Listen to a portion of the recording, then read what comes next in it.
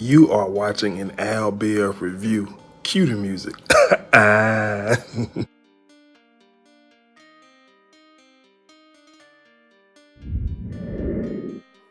my God, it's the Mad Bee. Woo, what's going on, guys? I'm here with the Ambitions review from last night. If you're new to the channel, be sure to subscribe, like, share, comment, all of that good stuff. I just watched the episode at the gym this morning. Man, I'm finna act the goddamn fool, man. So anyway, man, the show comes on with Mama Carlisle and Bella friend. I think her name Bedwella, but I'm gonna call her Bedwella, right?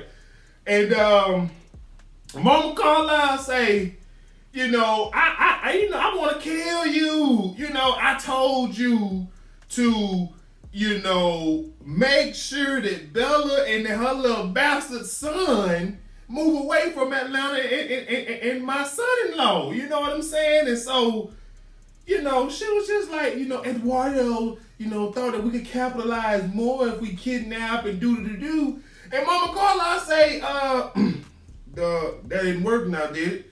You see your little, punk ass boyfriend dead. You know what I'm saying? So anyways, whoop-de-whoop, she gets smart. With Mama Carlisle, now I'm gonna say this. We need the show. The show needs more of Mama Carlisle, because ain't nothing like that high class, that high profile trifling. You understand what I'm saying? That's what she brings.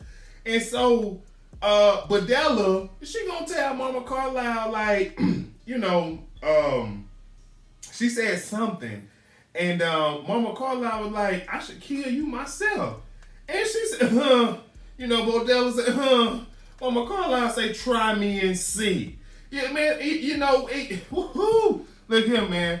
Mama Carlisle said, if you speak ill of Stephanie one more time, I will slit your throat myself.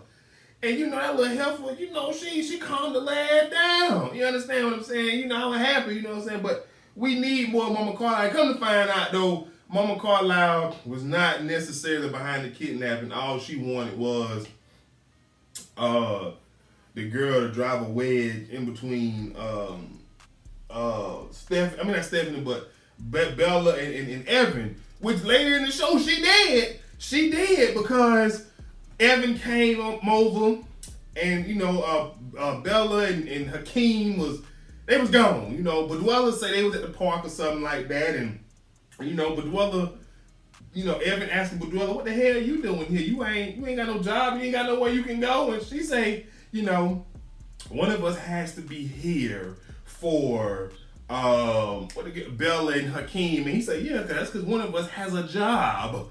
And so next thing you know, Evan going through Bella little business portfolios or whatever you want to call them. And he said, and then this thing, she said, Bella's done a great job. And he was just like, yeah, back to work so soon. She just got a son back.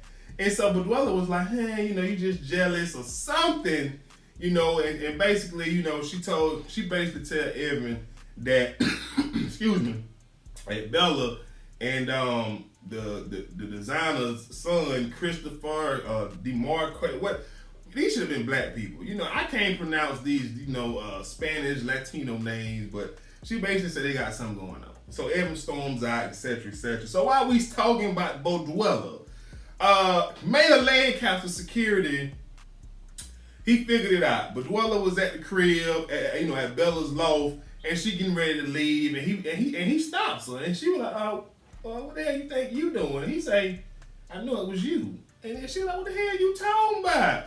And so, buddy, he pulled out the cell phone and said, I did some face recognition software of your little boyfriend face, and come to find out, you are in several pictures with him that you don't even know about. And so she did what only she could do. And if y'all watch, so y'all can see what they want to, but let me tell you something, ladies. If you ever gonna sell some of that COO chi, aka coochie, if you ever gonna sell some of that coochie, it best to be to keep you out of jail and to keep you above ground. She said, look here, dog.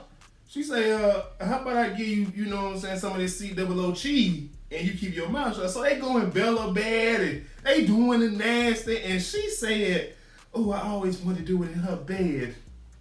And she said, call me Bella. And so he said, call me Mayor Lancaster. And I'm talking about, brother, Mayor Lancaster was all up in Bella stroking. It was just like, what? This is some freaking stuff.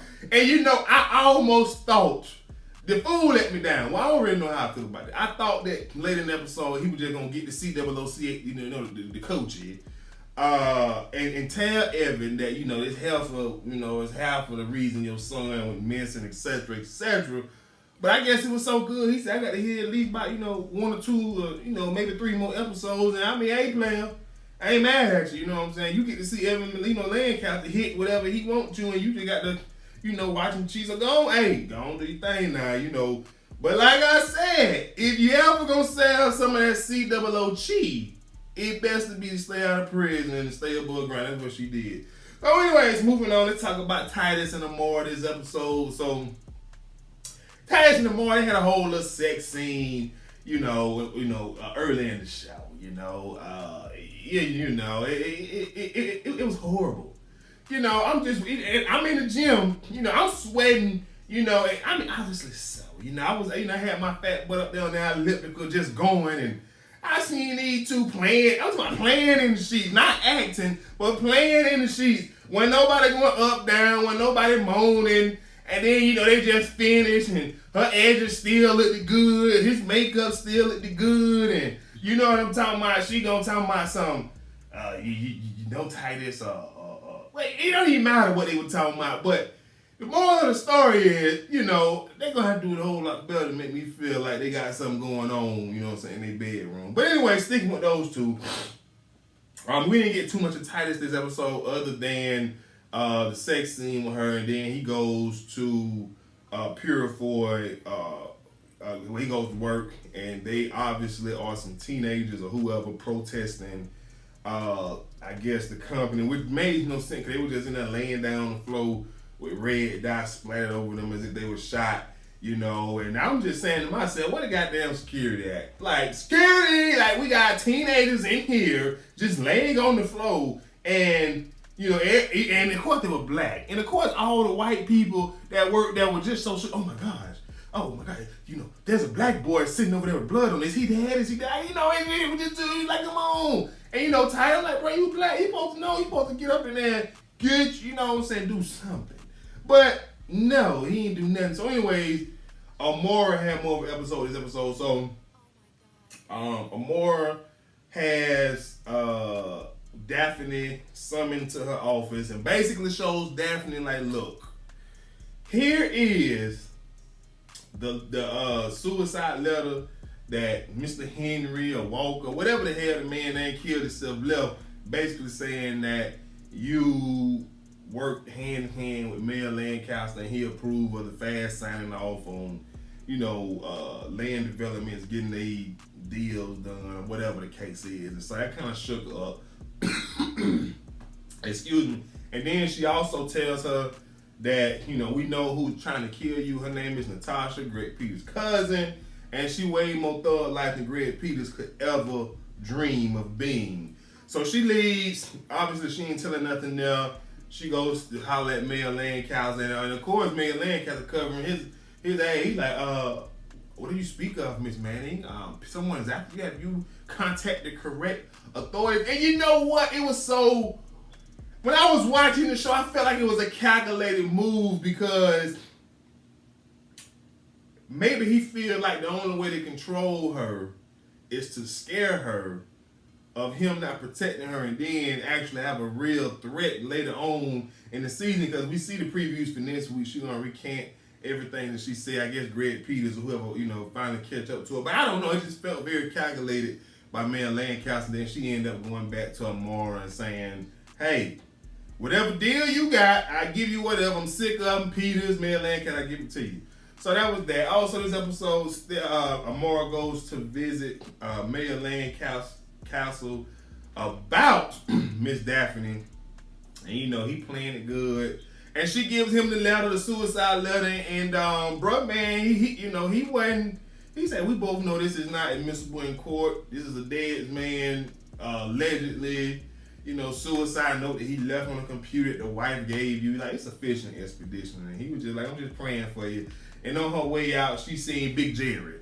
Now, Big Jerry. So, speaking of Big Jerry, Damien went to jail, last episode the feds came and got him. And so Stephanie hired this high-profile criminal defense attorney named Big Jerry. And he's defending Damien Cross. Damien was in an interrogation room, and the interrogator was asking Damien all of these questions, and of course Damien just sitting there as quiet as possible, right? So as soon as Big Jerry came in, the interrogator said, "Who is this?" He said, "I'm Big Jerry." And Damien said, "That's Jerry the highest, the defense attorney, whatever." And so he grew some balls then. So anyways, Big Jerry was able to get him out on bail, which makes no sense because of the charges this man has pending against him. In what world do you truly believe that the criminal justice system will allow this man to obtain bail regardless of who his attorney or his representation is? It made no sense, but he's out. And so Big Jerry goes to see Mayor Lancaster. I'm sure it's a whole about the Fed case. And Amara sees him, and she puts two and two together and realizes that Damien and Stephanie, Auntie Step, is working together. So she goes, Amara, I don't understand the way she be moving. It bothers me. You understand? She gonna go see Damien Cross, and she gets an FBI agent to follow her. I guess that was sort of smart. I get it. However, she get up in there and she lay it all out. I know you and Auntie Stephanie working together, and she brought you here. What does she have on you? And whoop-de-whoop this and that. And he said, I have no clue as to what you are speaking on. He says, I came here because I love you, and I knew our relationship was far from over. And I'm just, I'm applauding. I'm just like, this Negro crazy as hell. And so she was just like, okay, whatever. I'm gonna leave, but just know, what I'm saying, I know the game you playing. And so she, she tells him that, where you going, I hope you can find love. And, she referring to prison and all that. But, I ain't like her going to see him. I didn't. Because do your investigation, do your dirt digging, your undercover work or whatever it is y'all ASA agents do to find, to prove whatever it is you're trying to prove. Go and do that and present that evidence. That way you can kill two birds with one stone. You can kill you can kill three, you can kill Damien, you can kill Stephanie, and you can help your goddamn husband out with Stephanie because she'll probably lose her bar license, and the old Pure 4 case probably will wait. So anywho, she go home, tell Titus this, tell Titus, I'm sure that her, Stephanie, and Damien is working together. And Titus just be like, go on, prove it, girl. I will say, Titus, Titus been a little bitch. I'm just saying, from him running up in the, going to work and they throwing the red dye on him and he come out, I don't know. Man, look at that, you the only black man that work up in there. If you gonna make that $500,000 from a white man, you need to make that $500,000 from a white man. You walk up in there, you show them, just show them a little side of what you got in you. If y'all niggas don't get y'all, what's up out of here, I'm calling, I'm doing something, but you just walk up in there with your coffee mug, and they throw the little red dye on you, and you just like, I'm applaud. What's going on here?